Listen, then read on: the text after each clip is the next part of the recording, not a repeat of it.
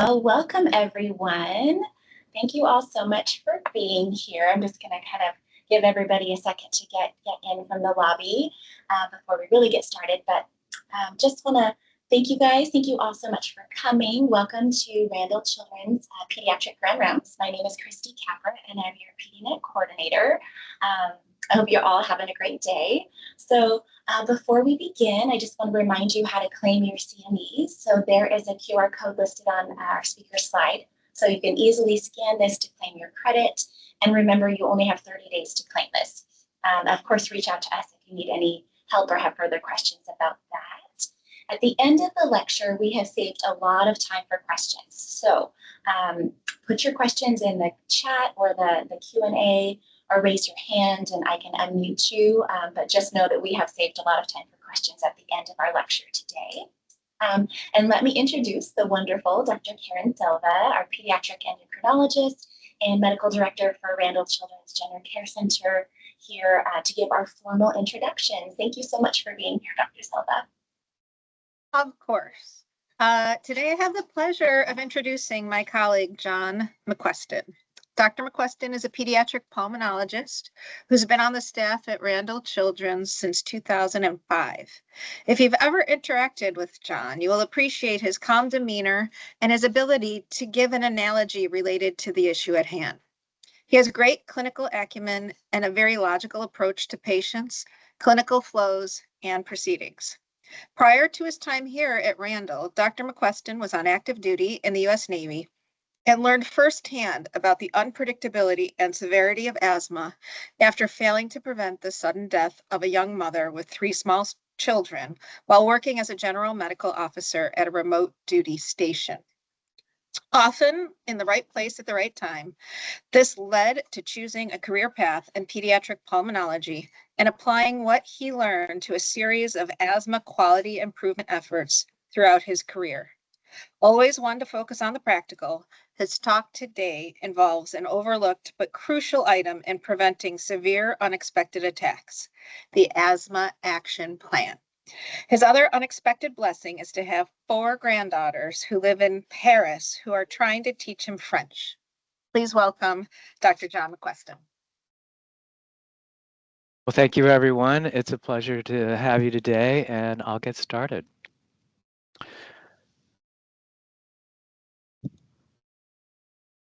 There we go.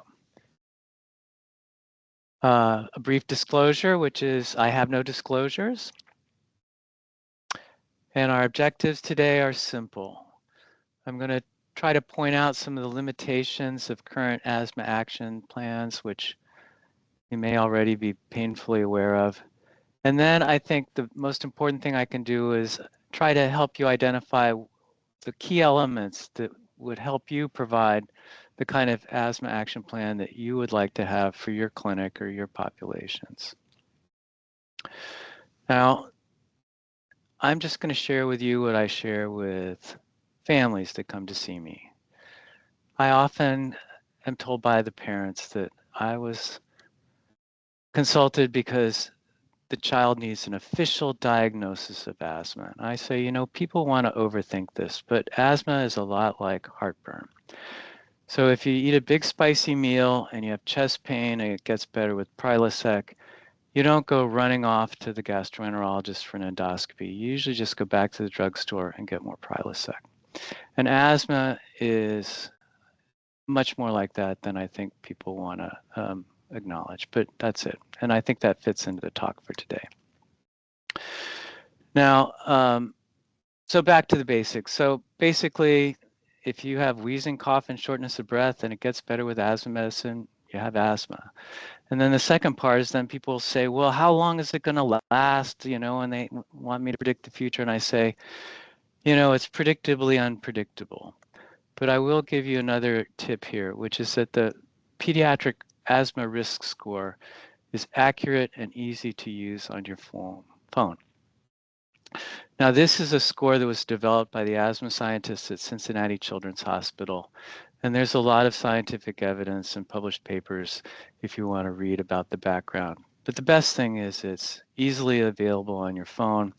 And I would ask you, if you're interested, to just Google pediatric asthma risk score. It also is available just online, and see how it might fit into your clinical practice. Now, the plan that I'm going to describe today for you basically goes back to some of the quality improvement efforts that Karen mentioned, Dr. Selva mentioned. And in fact, this, with very few changes, is the same kind of asthma plan that I had in 1990. I used to have to use a Xerox machine to make copies, but it basically was a simple asthma plan in easy to understand English, and that I would give to families. And so an example of that is at the bottom here, it says, the first version had cyanosis, and parents would go, what's cyanosis? I'd say, how about blue or gray? And they go, okay, that's good. So this was before health literacy and things like that, but this is an example.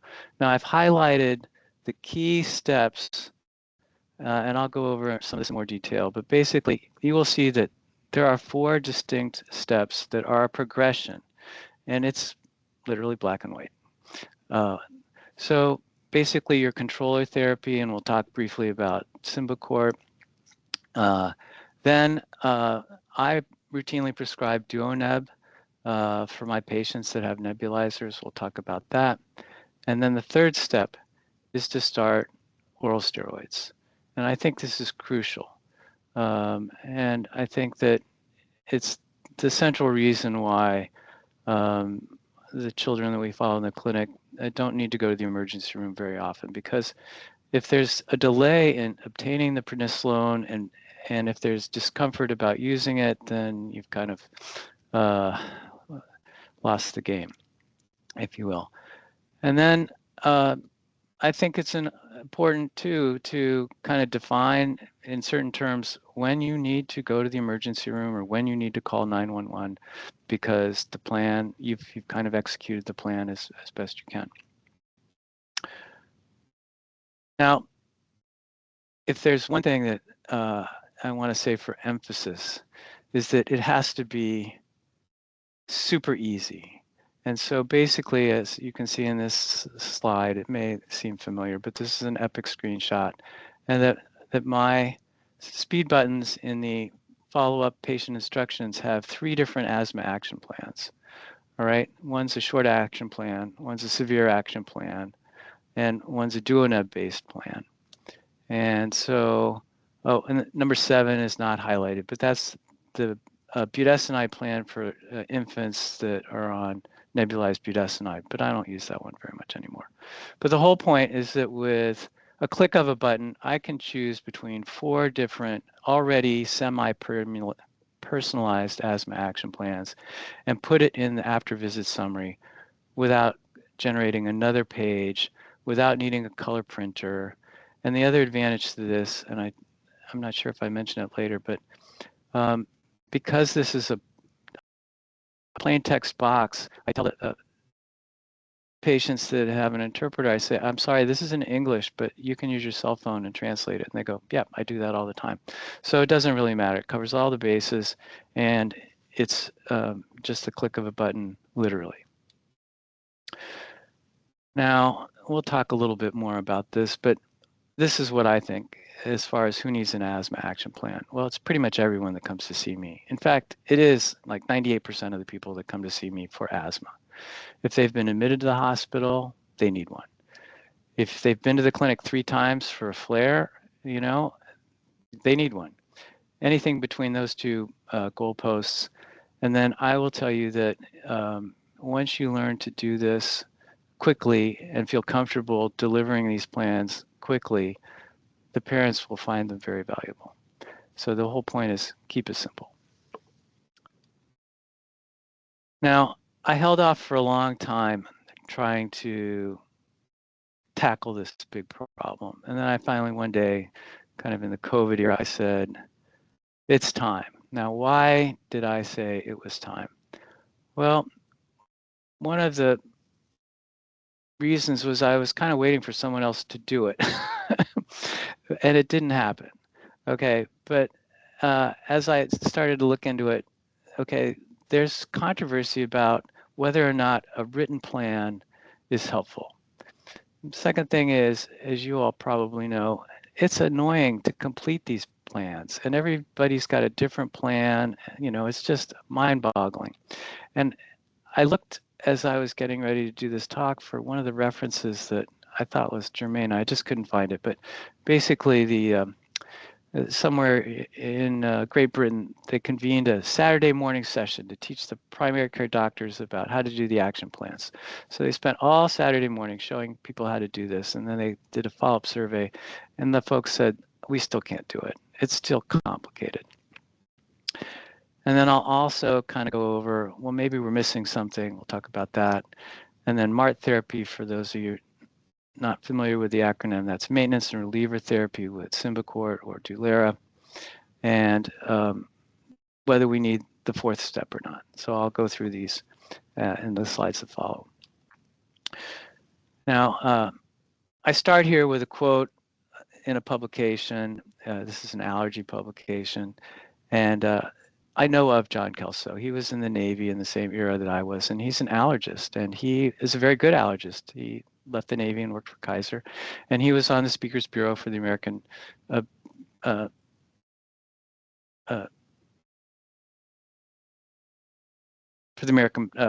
the AAP, the American Academy of Pediatrics, and so he right here he says, if you have asthma symptoms, they need albuterol. If they need more than albuterol, then they should notify the healthcare provider. That sounds so simple, but in this era of phone trees and barriers, I mean, it's just not that easy. And I was always kind of wondering, you know, whether he really knew. Did he get called all the time on Saturday when he worked for Kaiser? I just don't know. But it seemed like maybe you could do a little bit more. And he published this in 2016, and I had already been doing written asthma action plans for, you know, 15 years by then, and I thought, well, they seem to work for me. Now, here's a very well-written article, and these folks up here are heavy hitters. These are serious people, serious pediatric pulmonologists and academic programs. This is from Cornell, and they basically said that, well, our results suggest that maybe you don't need to have a written plan. It doesn't have any benefit over just the education that we give in clinic alone. And I'll just be very brief and say they basically, you know, took the charts in the asthma clinic, and half the charts they randomly stuck the form in the chart, and the other half they didn't. Okay, and then the providers in the clinic were supposed to fill out the form if they had it in the chart, and then they went back and audited the results. But maybe it didn't really help. So maybe there was something about what was written in the plan that wasn't enough. Something was left out. And again, I note here this is from 2015. This is kind of prior to the era of maintenance and reliever therapy agent, you know, widespread use of inhalers that have two ingredients. Now, these folks here at the bottom, okay, and I think they're from Italy. I don't recall exactly, but they did a lovely job of saying, well, let's just kind of break down these plans. And by this time here, we now have plans that are basically published or promulgated by the national societies. All right, so this is the AAAI in the United States, okay. This is the NIH one. There's one from New Zealand here, okay. And so these are, and I'll show you some examples later on, but basically they said, okay, let's do a little word cloud analysis. And I really like this. They say, okay, green, reliever, that's good. I like that. ER, sounds like a good idea. Oh, here's one with epi. Call the doctor. John Kelso would say that's a good idea. I would endorse that, don't get me wrong. This one, stay calm. We'll touch on that a little bit. Get help. And I think this is really helpful to kind of say, look, even at an international level, there's some spread on what gets put in the plans. So that's a starting point for you all to kind of decide what you want to put in your plan. And then don't focus on every word here. I've kind of highlighted in yellow again the things that I think are important. This is from the same set of authors. All right, they're written instructions, they're printed, they're personalized, they're practical, they're eye-catching. I'll tell you right now, mine is not. Although I did bold some of the things, okay, in case people were paying attention. And there's the 3-zone traffic light scheme. Okay, now I used to live in Italy. We mentioned that earlier. Now in Italy, the yellow light goes on both ways. So as before it turns green and as it's going to turn red. So it's the Italians love it. Everybody thinks yellow is when you go. So this kind of is a tongue-in-cheek way of pointing out that the yellow zone is delicate, complex, and something that people struggle with. So when do you enter the intersection on a yellow light in Italy? It's entertaining. Get your attention. Okay, we talked about getting help, calling an ambulance, stay calm, and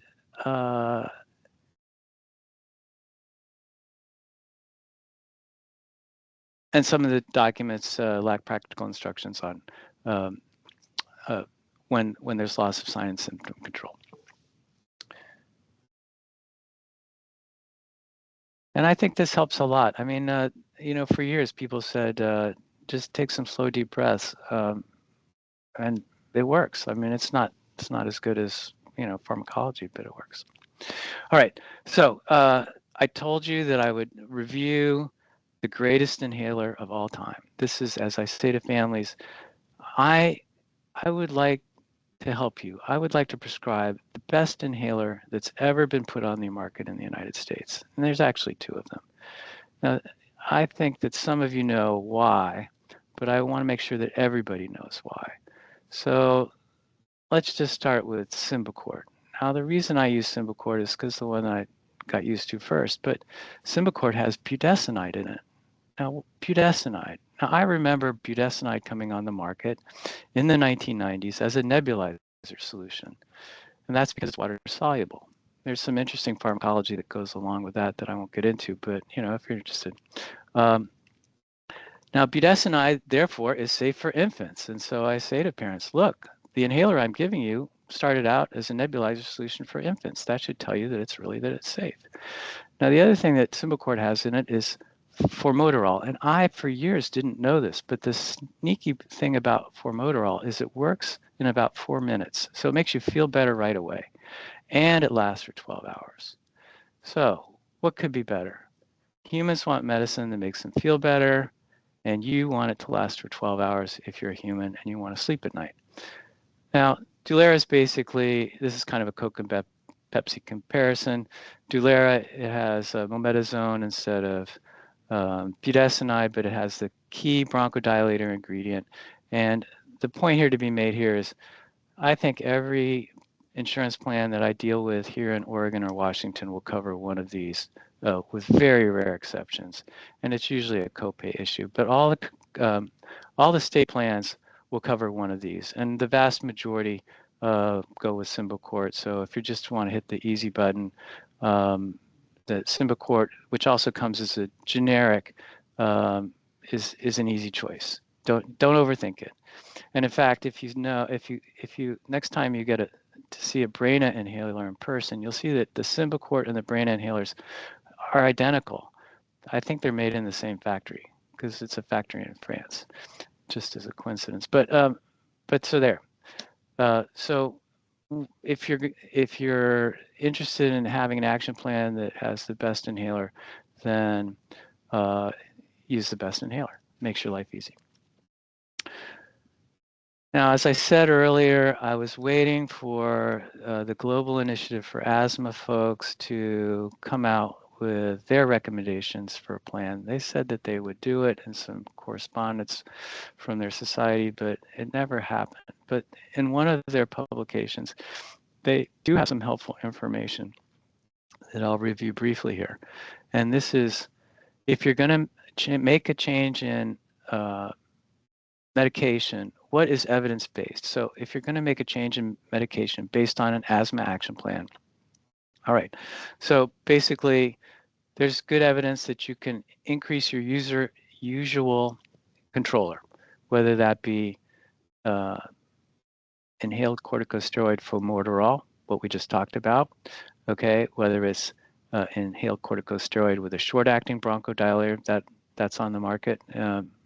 It's not one that I give a lot of emphasis to, mainly because it's more expensive, ironically. Okay, and then maintenance, the rest of the options. But basically, just to go along with the main thought of the presentation today, which is keep it simple.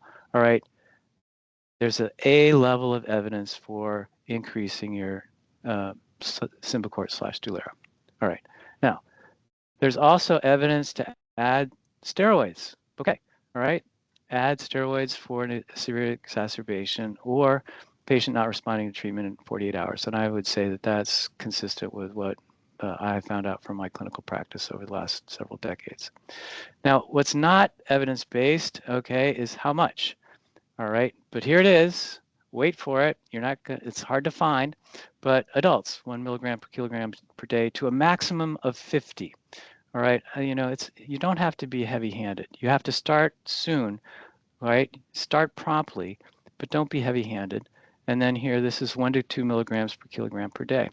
Now, I will tell you that, again, just by coincidence, all right, if you use the 15 milligram for 5 cc prednisolone suspension and you use 5 mLs, nice round number, that's the sweet spot for most infants and small children, okay? Because the median dose is around, you know, so 15 kilogram child gets 1, small kids get 2, you know, and then as you get bigger, it's not so much of a problem. But I rarely go up. I basically say that at some point when you outgrow your liquid dose, then you're ready for an adult dose with tablets. Keep it simple. All right, so moving on to the plans. Okay, these are the visually eye-catching plans, and I've picked them for that very reason. These are good, okay? And if you're going to fill something out with a pencil or a pen, this is the way you want to go, okay? So this is one from Australia. I'm not sure if you can see my cursor, but down here at the bottom. All right, and it's a 4-step plan. All right, now this is amber. This is defined as amber. All right, so you have green, yellow, and amber, and then red, call 000 for ambulance. Now you can't see it here, but there's in the amber zone, there's the little column, or excuse me, the little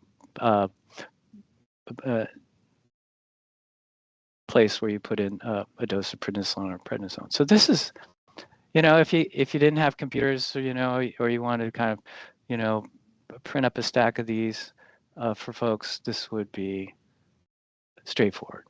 Now, I think the next one. Okay, now I think this is, people overthought it. Okay, all right. There's no amber zone. Okay, that's an omission. There's too many little clicky boxes to click. It's little tiny print. Okay, and I had to kind of pull this out so you could see it. You probably can't, but it's the school part. So, insider tip: asthma action plans don't play well with school. So what do? This is what I do. I tell families, look, the people at school, they're there to teach school, to administer the school. If your child suddenly gets into trouble, they want to help. So you give them a backup albuterol inhaler. But they're not, the folks at school are not in the business of doing the whole asthma action plan. And the inhaler at school is just so that you can say, great, give them 2 puffs and I'll come pick my kid up. That's what I want you to do. Because if you're using your child's inhaler regimen properly, events at school should be a rare event. And that's true. I mean, when I get the call that my child's having trouble in school, they get a follow-up appointment, next available video visit, because that's an issue. All right, here's another one. This is from New Zealand. And I point this out. One of the advantages to paper is it has 2 sides. Okay, so this is the front side and the back side. And so this is the column here with the children. This would be, it's a trifold. All right, and then this is filler. Okay, you got a little free advertisement on how to use your spacer, free advertisement on how to wash your spacer. That's debatable about how often you need to do that, but anyway, so that's the cover side, and then on this side, here it is. Okay, again, this is even easier to fill out. Okay, and it has the 4 steps: amber, okay, emergency, has symptoms, has a little pictogram. This is key. This is kind of the new hip thing to do. So these folks in New Zealand have kind of thought this through. And then it says, this is the color of my inhaler. Because albuterol comes in, well, it'd be salmeterol, but it comes in many different colors. I saw a green one the other day, and I've lost count. I used to have a little collection, and I lost it during one of the moves, but of all the different colors for albuterol, just to make it confusing. All right, and then here's another one. This is a separate handout, again, from New Zealand, and you can't see it very well, but in the bottom, there's this little decoder sheet so that you can just decide whether you have a reliever inhaler. And so Symbicort is included as a reliever inhaler. Well done. There's Duo Resp, okay, which is like Duoneb. Okay, Bricanel, ooh, that's kind of old-fashioned, but that's in the mix. And then it has, again, pictograms and a sequence of events that you're supposed to do to help your child through their attack. And I point out this one because it has a little pictogram of someone saying, okay, sit down, sit up, be calm, and stay with them. Okay, someone else has to go call 911. Okay.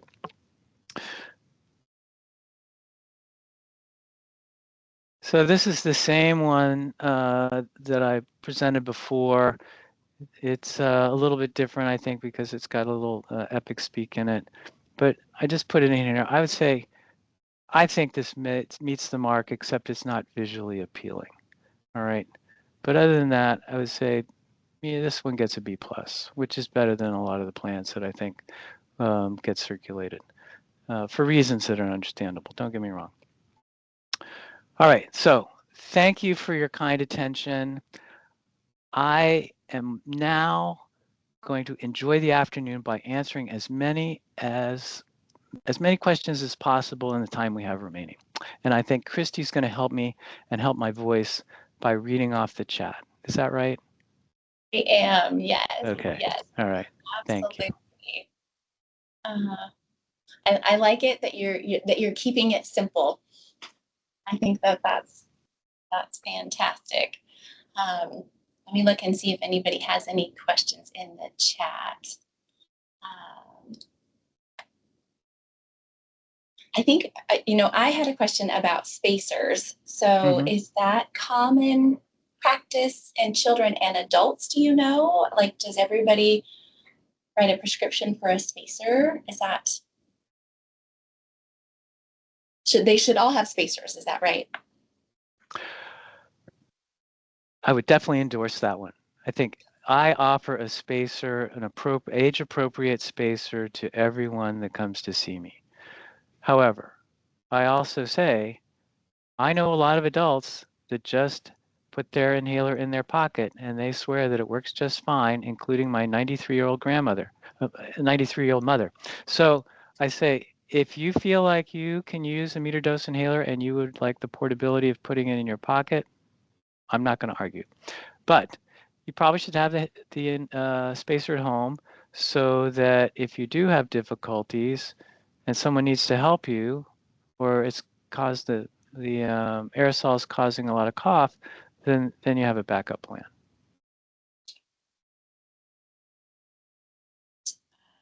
Thank you for that. Okay, so let's see here. Courtney has a question. I'm a school nurse supervisor. There are many kids that come into the health room to use their inhalers regularly. How do we best support parents who are not going to want to come pick up their students after 2 puffs? Great question, Courtney.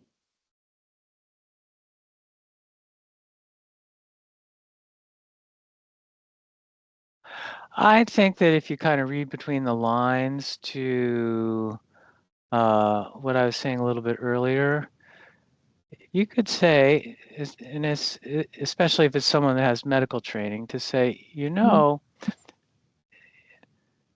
it's kind of creepy to go to the school office all the time. And that's what I say. It's kind of, and the parents really pick up on it right away. It's kind of creepy to go to a strange bathroom. It's kind of creepy to go to the school office. And so I said, we don't really want that, do we now? And so I say, so that's why we're giving your child a combination inhaler that has a long-acting bronchodilator, so that you don't have to worry about your child at school, and you still have a backup plan. And then when the school calls you, you know that you need to, um, seek some assistance. So I think if someone at the school can kind of paraphrase that and say, it might benefit if there are long-acting inhalers on the market that may be better for your child. This may allow them to participate more fully in all of their activities without having to come to the office. I mean, we love to see your daughter, but maybe there's other things that they want to do. So I think that would be the way that I kind of steer the conversation.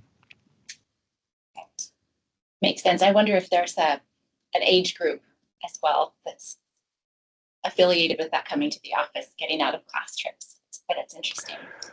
Well, I could go on, but I'll just give one recent example. All right. Was a young man that was taking his Symbicort in the morning and then going to the school office right after PE, which was first period. And his grandmother was kind of exercised about that. So the compromise that I made there is to say, how about if I just change the note so that your grandson can put an inhaler in his pocket? That worked for both parties in the family. And it seemed like that was an equitable, Solomon-like solution to the problem. So that's kind of what you try to do, is you try to make everybody happy and keep the kids safe. I like that. Okay, so there are some questions in the chat here. So Dr. Jabor, if I said that right, can we use budesonide inhaler by itself for control reason? Hopefully I made that question clear. Well, so I am just going to say the reason I do not use Pulmicort, okay, on a regular basis is it's because it's a dry powder inhaler, and you have to have a decent inspiratory flow to make it work. So, or you have to give it by nebulizer, which is a nebulizer. It takes 5 minutes. So I just steer away from the dry powder, because children that are under 6, I can't be sure that they're going to get it.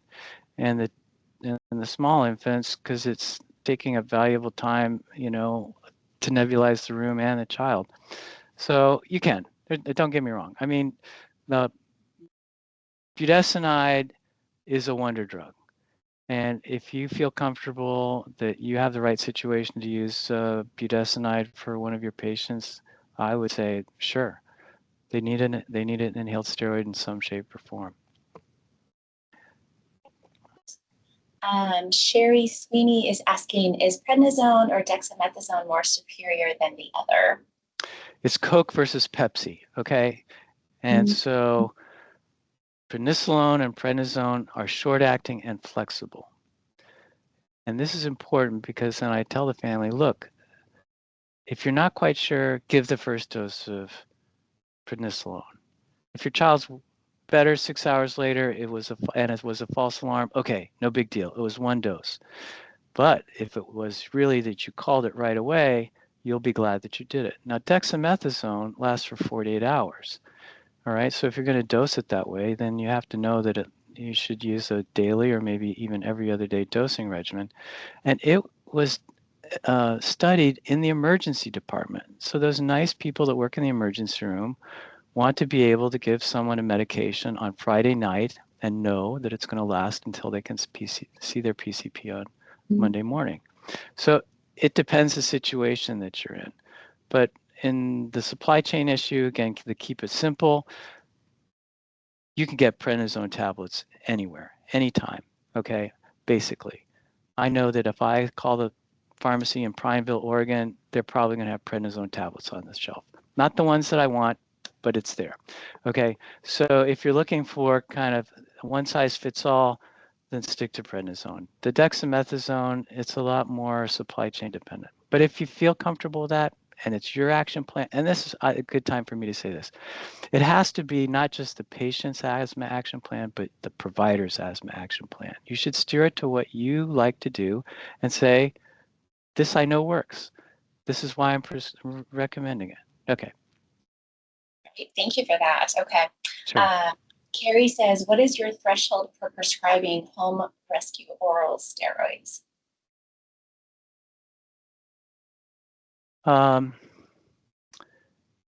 So if I see a patient that has exercise-related asthma and has never had a significant flare, I don't need to prescribe them prednisone.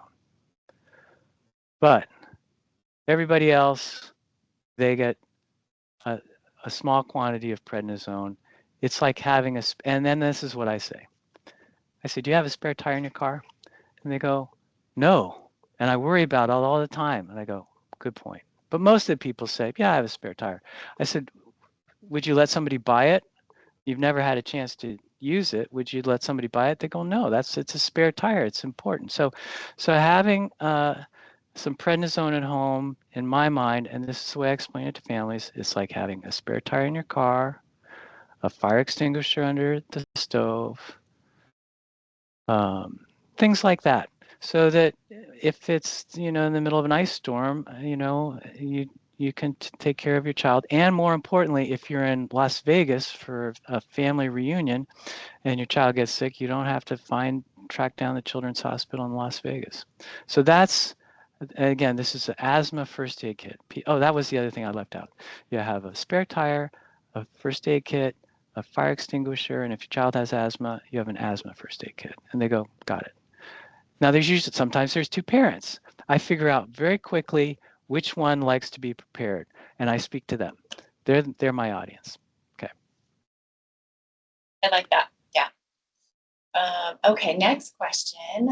Lorraine says, when you write a prescription for albuterol, if you were to write 1 to 2 puffs every 4 hours, is your intention for the patient to choose how much they want to use? And if they use 1 puff, they can administer another puff within the 4-hour mark? Or if they use 1 puff, they cannot have an additional dose period until the 4-hour mark? Good question to talk about albuterol a little bit more. I made the mistake once of demonstrating how to use an albuterol inhaler, and I took 3 puffs because I was showing the different ways to do it. And then I felt kind of creepy, kind of icky. So people that take albuterol know that if you take too many puffs of albuterol at any one time, it makes you feel icky. And so that's bullet point number 1. Now, bullet point number 2 is, for whatever reason, it's like the QWERTY keyboard. The standard dose for inhalers is 2 puffs. It's been that way for 45 years. I don't know why, it just is, okay? So most manufacturers kind of, go along with that. So for most things, it's 2 puffs is the adequate appropriate dose. So that's what I say for albuterol. Not 4, 2. All right. Now, if people want to individually negotiate a different dosing regimen because it works for them, I'd say sure. So like the kids that get a little shaky with 2 puffs of albuterol for sports, I say, great, take the first puff, and then at halftime, take the second puff. But that's when I deviate from the standard 2 puffs, it's after a conversation, and then it goes in the action plan exactly the same way, and the prescription. They always match, okay? Because otherwise, then they say, well, the action plan says this, and the prescription says that. So, okay. I don't want to add any confusion. We like to keep it simple. I like that. There you go. So Courtney's next question. So any advice for school-based action plan? So what do you see developmentally, age, etc., before you would encourage a kid to self-carry an inhaler at school? Okay, let's take that second part first. Okay. So back in the day, I had the pleasure of the diabetes presentation at the Oregon School Nurses Association training session. And the nice person, the diabetes educator, said, well, when our kids are 10, then they start to figure out how to dial in their insulin dose and inject it under supervision. And I go, John, where have you been? Maybe you should start doing that for school. And so I think 10's a good round number. And again, I deviate from it on a case-by-case basis. But if it's good enough for the diabetes educators and insulin, I say it's good enough for me, and I won't confuse the school nurses. So that's what I typically say as I am standing in front, filling out the school sheet, and then there's a little box you check, and I say, okay, your child's 10. Do you want me to check the box? And they say yes or no. Now, here's the insider tip. I finally figured it out. Okay, how to get 2 inhalers at one time without causing all sorts of like drama. Insurance company drama is what I'm talking about. So albuterol comes in smaller inhalers, typically that are used in the hospital for patients that are inpatients. They're 8 grams or 8.3 grams, depending on how you slice it. So I write a prescription that says, please dispense 18. No, this is what I do. This is it. They're 8.3. So some pharmacists say that's more than 16. I won't do it. Okay, fine. So I say dispense 17 grams. And then the note says, please dispense 2 8-gram inhalers. Now, this gives the family what they really need and what they really want. 2 little canisters and 2 little boxes. And I say, great. Now you have one to go to school and one for your child to put in their pocket. And if they lose the one in their pocket, great. You go to the pharmacy and you get the next 2. Okay? And so this solves the problem of how you have backup inhalers all the little places you want them. So that's the key, is 2 8-gram inhalers.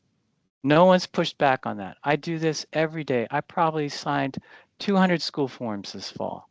No calls about the albuterol hoo-ha. Anyway, okay. That's my advice about school. So the school-based action plan is the permission slip. Don't fall into the trap. Don't get sucked in. And since I think we're doing okay all the time, so I had a family, they wanted the school to have ownership of their child's asthma management because they didn't want to do it. That's my opinion. Okay. I said, well, what about during the summer? What about during school holidays? Who's going to take care of it then? And they were like, we want the school to do it. I said to the social worker, help me on this one, but I'm not buying into it. And that's what I said. The people at school have far more important things to do. When your child's 10, they can have the albuterol inhaler in the scheme that I mentioned a little bit earlier.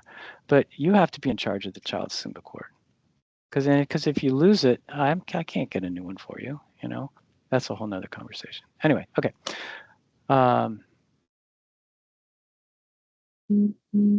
Okay, so that was from Courtney. So looks like all of verse questions. So I'm also a school nurse, and we have many students whose parents have reported that they have asthma, but they do not take daily steroids or maintenance inhalers, and they only use their rescue inhaler occasionally for exercise, smoke, viral illnesses, etc.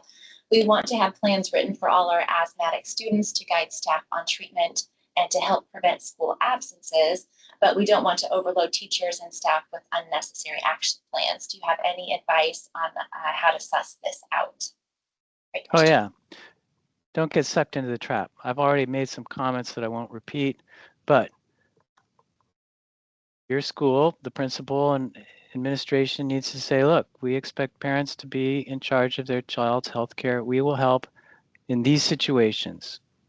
I think the simple albuterol permission slip is as far as I think is what I would want what I think is appropriate. But it's up to school administration. Now, having said that, then you say, does the child really have asthma? And so then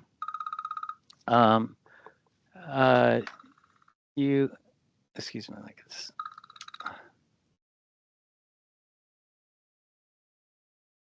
Okay.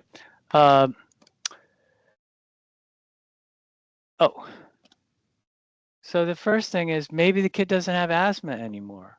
So you should give the family an out and say, please just, if you don't think your child has asthma anymore, we just could use a little, very short missive from the doctor saying that they don't have asthma anymore. And I do that. That's part of my overall,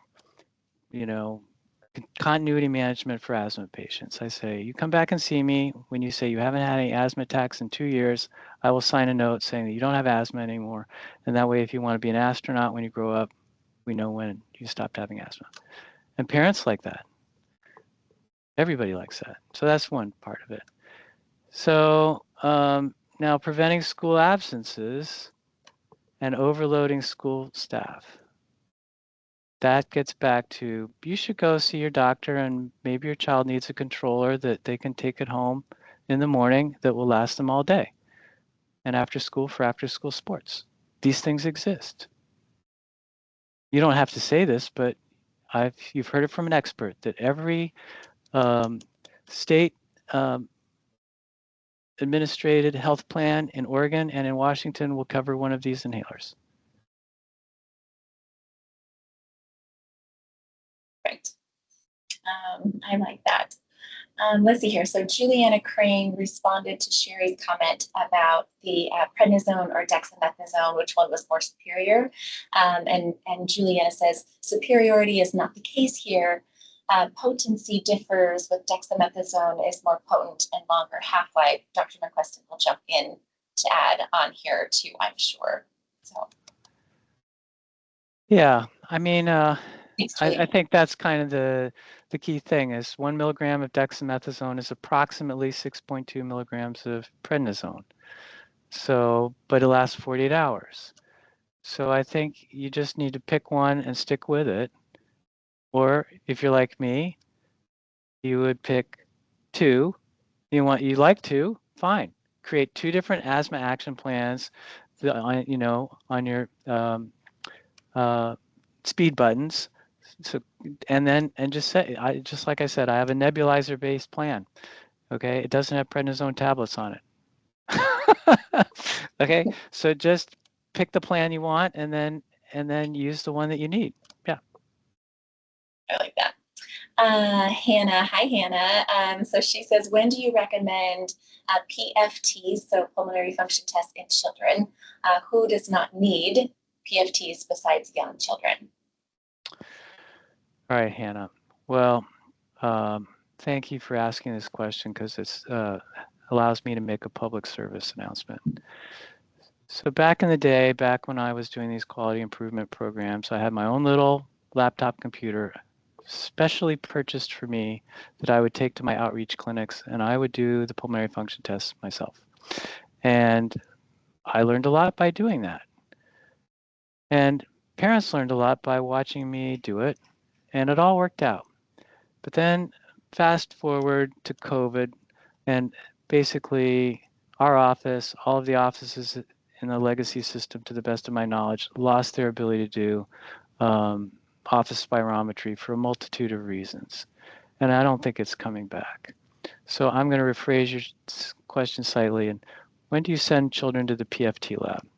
Okay, they have to be 6. Okay. Parent has to be willing to come in. Okay. So for me now in the modern era, you're now on a lot of asthma therapy.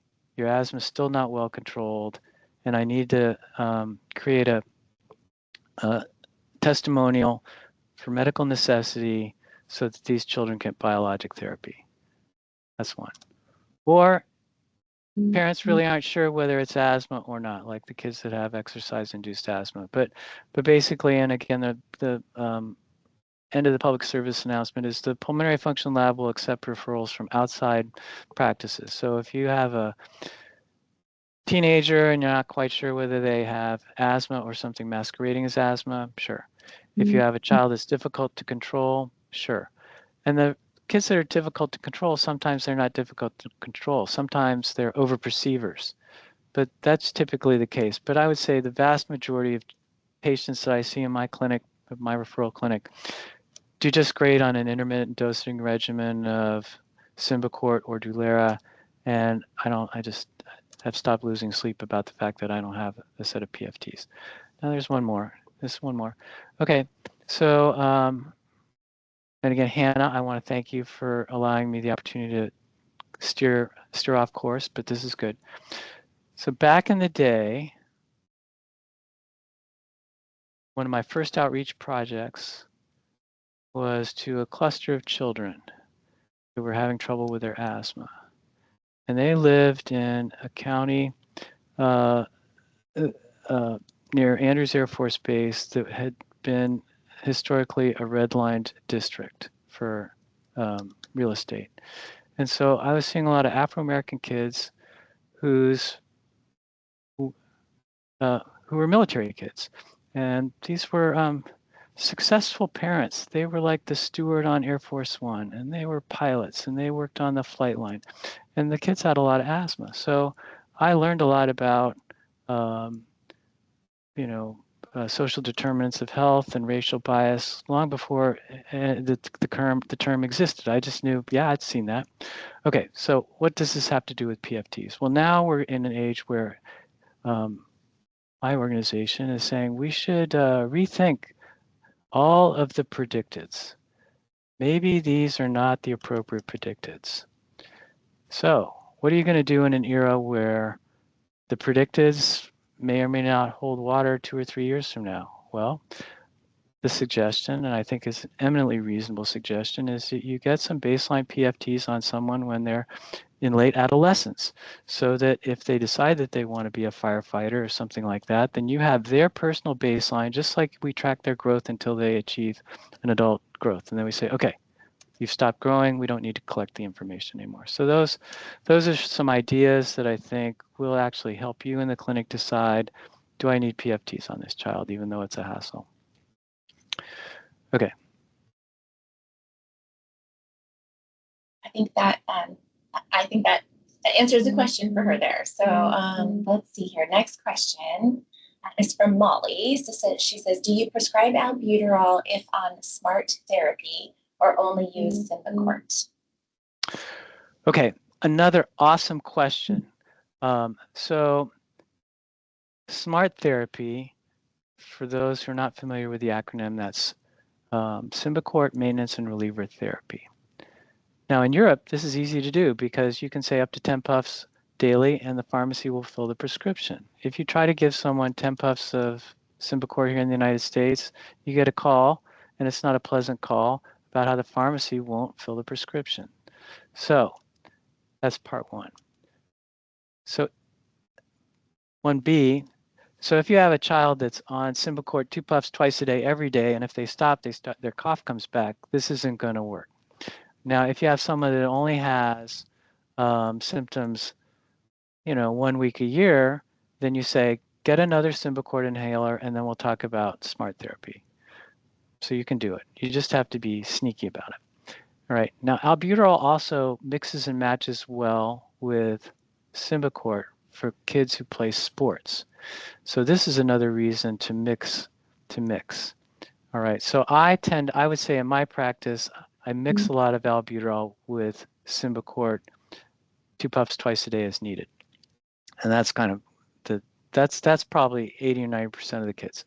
Kids that play basketball after school, they need albuterol after school, and they still take their Symbicort at bedtime so they don't cough all night.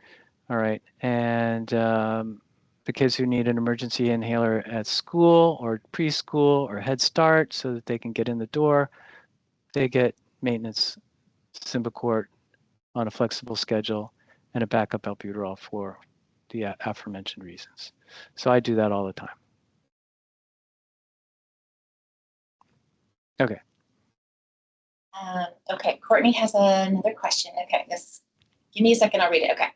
Can you speak more about kids outgrowing asthma? You spoke to this a little bit ago, about 2 years without needing an inhaler.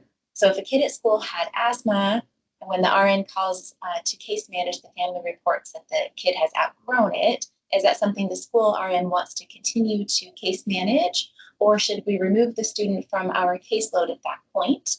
I think I'm scared from days in the hospital where someone who had surgery but thought they had outgrown asthma had bad times with intubation and ventilation, and then providers were upset about not knowing about the asthma history.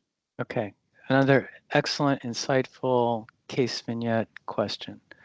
All right, so, and when the RN from the school calls to case manage, the family reports the kid has outgrown it, Is that something that the school aren't?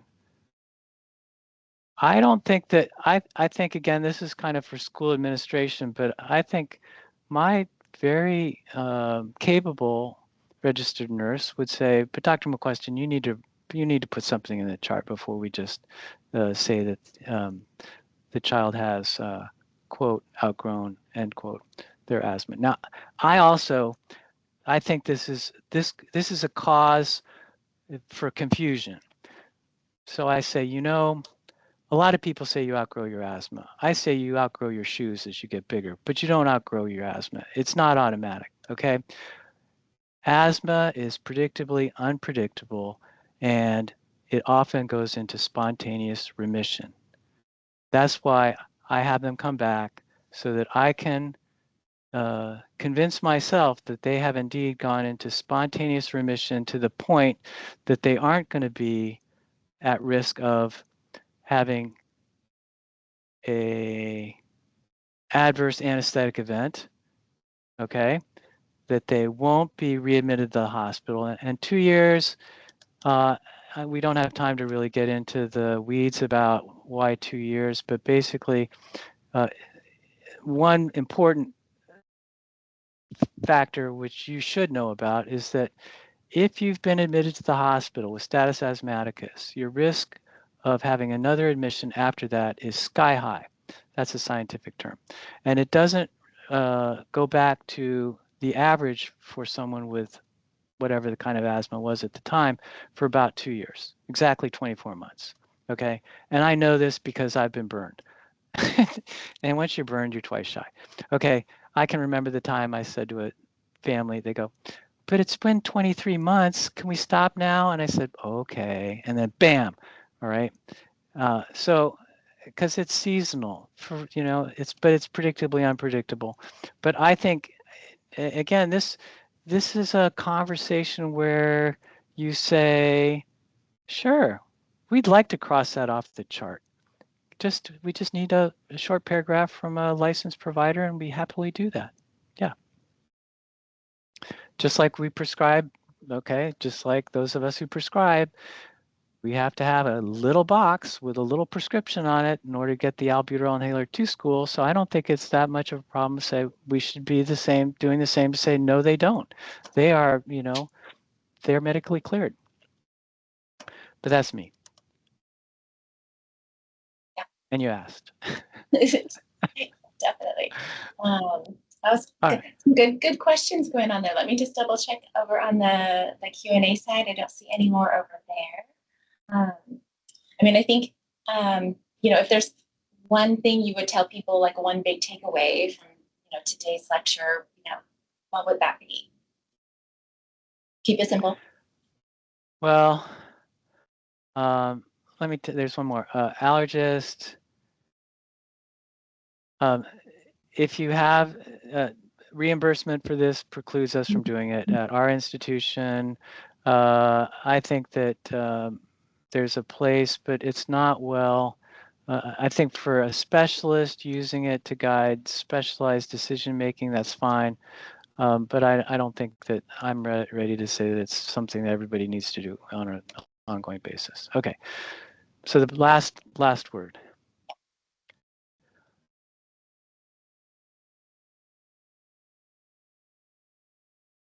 Yes. I'm gonna end on a depressing note, just like we started. Okay.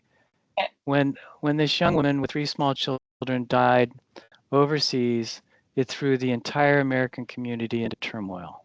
Okay, and I wasn't in a position to say anything remotely like, "So, see, I told you so," even though I kind of had been encouraging the administration to get this family back to the United States as soon as possible. Actually, but it was bureaucracy. It was the Italian. The smallest child was a baby and didn't have a passport. Okay, so I mean it was just, it threw the whole community into turmoil, and it caused the community to be a lot more focused on preventing asthma. All right, and I don't want you to have the same similar experience where someone has an arrest, or where this family has kind of PTSD from a bad asthma episode. So just like those of you, and I know a lot of you, I'm pretty sure you have a spare tire in your car. You have a first aid kit, maybe some Band-Aids in a drawer. You kind of have a plan for what happens when something on the stove catches on fire. Okay, that's what I want you to do for your patients with asthma. And if you kind of answer that question yourself and say, yeah, and I know that it's kind of overkill, but that's, well, overkill's a poor choice of words, but I know it's maybe overly cautious, but that's the way we roll around here. Okay, so that's would be my parting idea about how to manage asthma as an outpatient. And I'm always here to help in that endeavor. And Christy's going to add my email address to the bottom of the chat. Yes, I will add your email address. Yeah. And I appreciate everyone, not only for their kind attention, but their very thoughtful questions.